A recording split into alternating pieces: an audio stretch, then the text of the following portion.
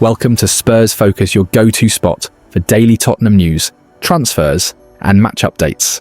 Don't forget to support the channel by hitting that subscribe button now. Let's dive into today's top story. Tottenham are out of the Carabao Cup after a 2-0 defeat to Newcastle, and Thomas Frank isn't hiding his frustration.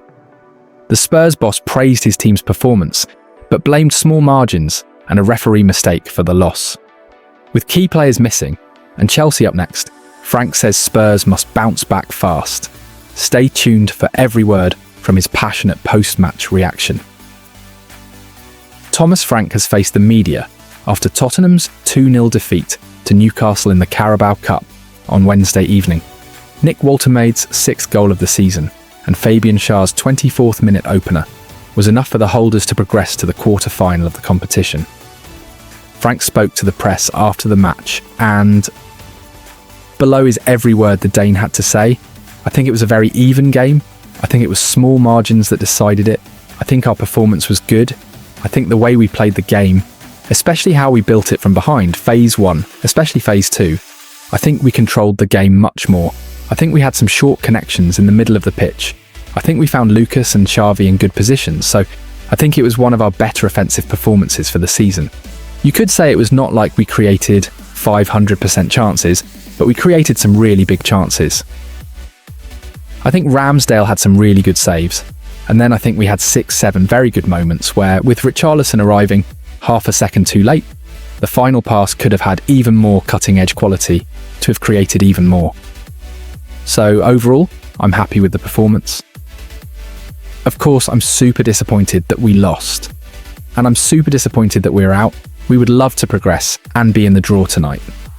Yeah, definitely. I think both Everton and Newcastle, both games looked much more better in the structure we tried to build to hit players in the space between lines, if that opened up, or of course around if it's too close. But you're right, I think first half against Everton had it.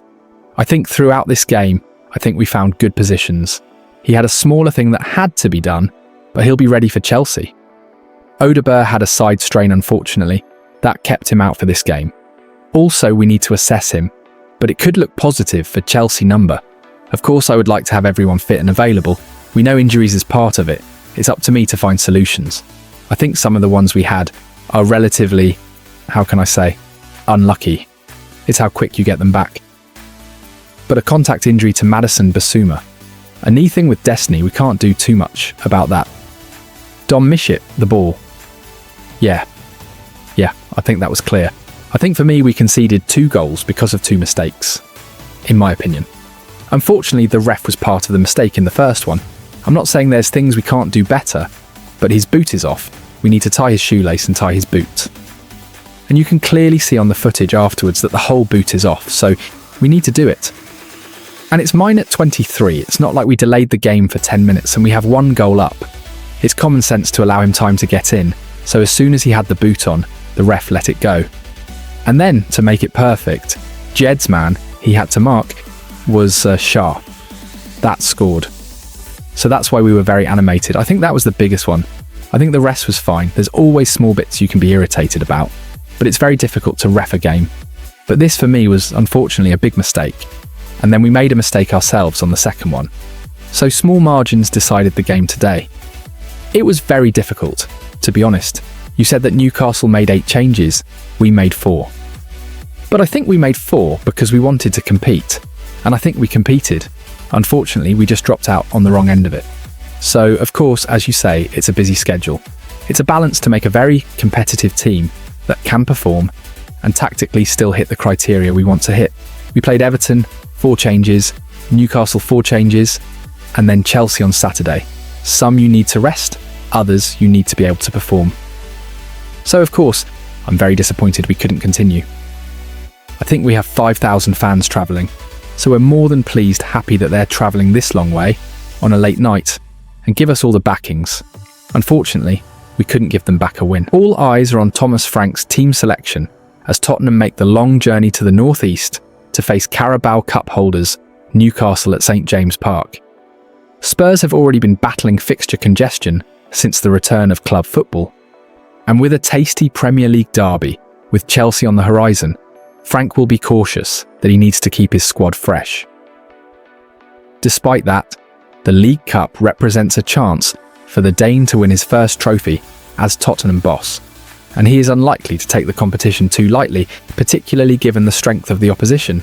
But history shows that last season, when Frank was in charge of Brentford, he wasn't afraid to rest key players, as starman Brian Mbeumo was left out of his Bees' starting 11 for the quarter-final defeat against the Magpies. Football London expects plenty of changes, notably in midfield and in attack. Christian Romero and Destiny Udogie's injuries mean Spurs are light on the ground at the back, so Pedro Porro, Kevin Danso and Jed Spence could well be asked to go again after marshalling Tottenham to a clean sheet at Everton. Antonin Kinski should replace Guglielmo Vicario between the sticks after featuring in round 3 against Doncaster Rovers. Porro, Danso, Joao Palhinha and Spence could make up the back four. Mickey van der Ven has played a huge chunk of football this season, and there is a high likelihood he will be rested. The Dutchman is so important, however, it wouldn't be a major surprise if he featured after his brace at the Hill-Dixon Stadium as Spurs bid to continue their impressive defensive momentum. In that case, he would likely sit out next week's Champions League group match against Copenhagen.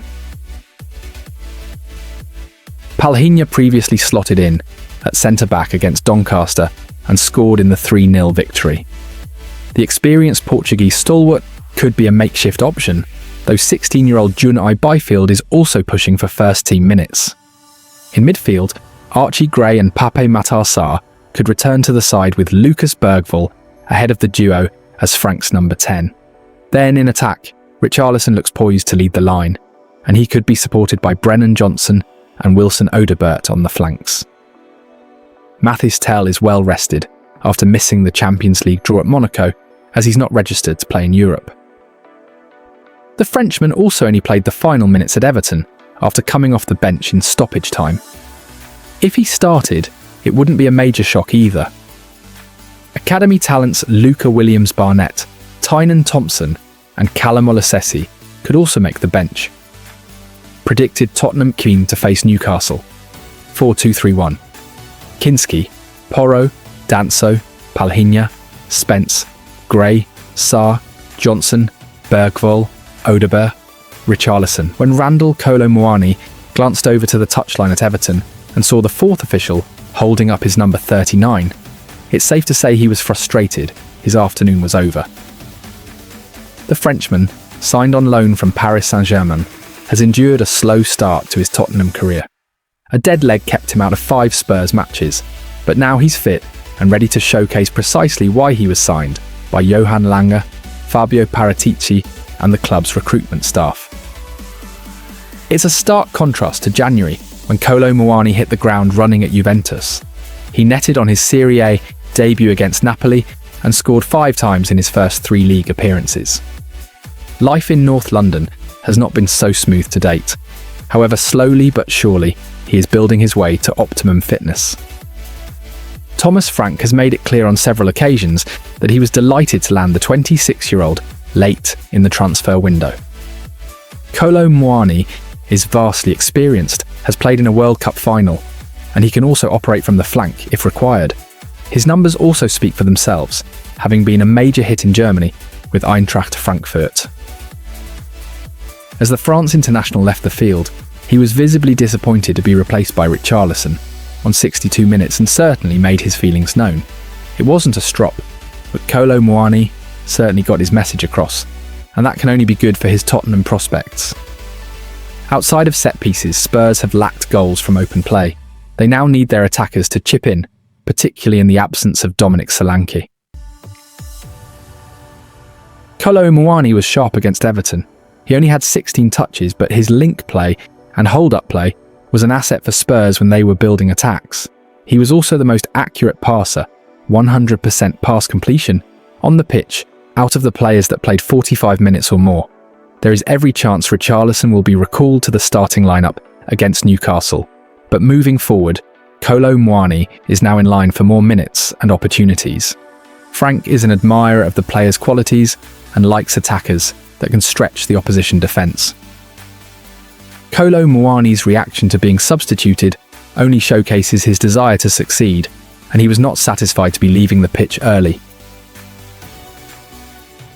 Richarlison hasn't scored since the 2-2 draw against Brighton in September, and now is the perfect time for Kolo Muani to muck in with some goals. Thomas Frank has got Tottenham flying again.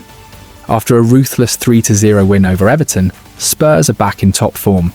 But with Newcastle up next, rotation and fitness could decide everything. Let's break down Frank's winning formula and his big team update. Thomas Frank has got Tottenham firing again as his side bounced back from the Champions League draw at Monaco by wiping the floor with Everton at the Hill Dickinson Stadium. The balance act now for Frank is that he now needs to select a side that will compete with Newcastle at St James Park, and Eddie Howe's men are unlikely to be taking the Carabao Cup lightly, given they are the defending champions. Frank also issued an update on the fitness of defensive duo QT Romero and Destiny Udogie, who both missed Sunday's trip to Merseyside with adductor and knee issues, respectively. Spurs man of the moment Mickey van de Ven has also played a huge amount of football this season, and one of the biggest talking points ahead of the trip to Tyneside is whether the Dutchman will be rested. Here is every word Frank said ahead of the fourth round tie in the North East. No, all good from the guys that played yesterday. Dom stepped forward, step by step. Cut on the pitch today, not a time frame. Destiny on the pitch as well today. 3 steps forward. Sometimes it's a relatively small sample. Hopefully at the end of the year, it's fantastic. Away and home. It's a team that's still finding each other. The way we're building, we have 14 games with 1 bad performance against Bournemouth, second half against Wolves, and second half against Monaco. In general, we're in this game because we love it. At Spurs, we do everything we can to win. We're trying to win every tournament we're playing in. Playing against a strong team, the holders, a difficult place to play, but we'll do everything to compete, win, and progress. Andreas is doing a top job. The players are really committed to it. We need to be good in every aspect of the game, but set pieces have created 1/3 of all goals. So not to spend time on it, be super focused on details, then defending and attacking those is a major strength. I haven't seen every game in every league. My feeling is that there are more long throws in general. That's a clear example. Every manager wants to compete, and it's about finding the small margins. The top clubs are raising the bar, so that's probably the reason. You need to be good in all phases. In the first half yesterday, we were very good playing out from the back, and you need to be good in the middle of the pitch. A big part of it is being good at set pieces. He deserves praise. Every coach will love him. Great character and personality. He was good and calm on the ball. Some strong battles with Beto. From crosses and set pieces, he had a magnet head. He did well. Sometimes I tweak it a little bit.